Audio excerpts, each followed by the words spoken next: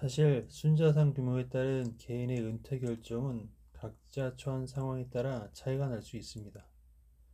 다만 오늘 이야기하고 싶은 부분은 그 기준점을 통계청 발표 자료를 기준으로 하여 최근 제가 투자하고 있는 투자상품 4가지를 기준으로 가능성 여부를 판단해 보기로 하였습니다. 통계청 자료를 기준으로 23년 3월 기준 대한민국 50대의 자산 현황을 살펴보게 되면 총 자산은 6억 450만원, 부채를 제외한 순자산은 4억 9,750만원, 가용 가능한 순금융자산은 7,050만원으로 조사가 되었습니다. 다만 50대의 경우 순자산 중 86%가 부동산에 집중된 자산 구조를 가지고 있었으며, 이는 미국을 비롯한 선진국의 경우 부동산 자산 비중이 30% 정도인 것과는 비교되는 많은 차이를 나타내고 있었습니다. 그렇다면 은퇴를 한 이후에 적정 생활비를 알아보기 위해서 21년의 은퇴 후 적정 생활비를 기준으로 매년 3.5%의 물가 인상률을 반영하였을 때 24년의 적정 생활비를 추정해 보도록 하겠습니다. 부부의 경우 21년 적정 생활비는 332만원으로 조사가 되었고, 이것에 대해서 물가 상승률 3.5%를 반영한 경우 24년 적정 생활비는 369만원으로 추정할 수 있습니다.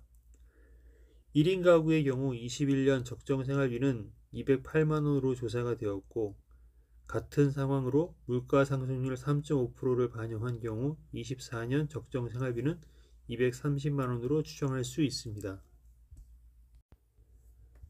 그렇다면 5억 투자 시 기대되는 연간 소득에 대해 제가 투자를 경험한 4가지 상품에 대해서 알아보도록 하겠습니다. 지붕태양열 발전의 경우 기대 수익률은 16.4%, 3세대 커버드콜 ETF의 경우 10%에서 15.0%, 요즘 인기가 상승하고 있는 리츠의 경우 7%에서 8%, 은행 1년 예금의 경우 3.6%에서 3.75%입니다.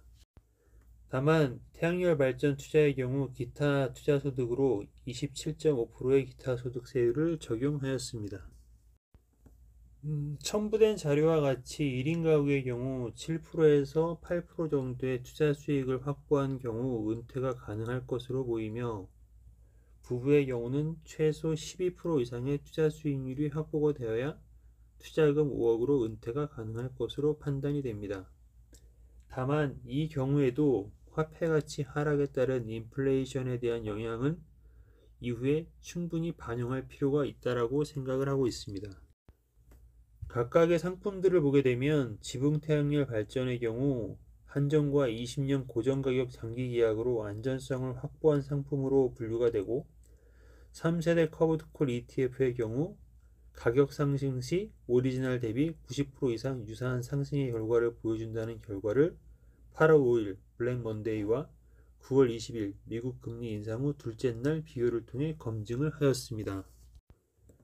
또한 리츠의 경우는 금리 인하 시점에 최근 주가 상승이 이루어지는 것을 확인하였습니다.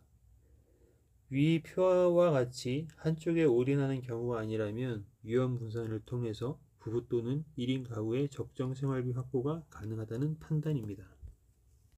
다바운의 채널은 주식 투자에 대한 영상을 만들고 있습니다.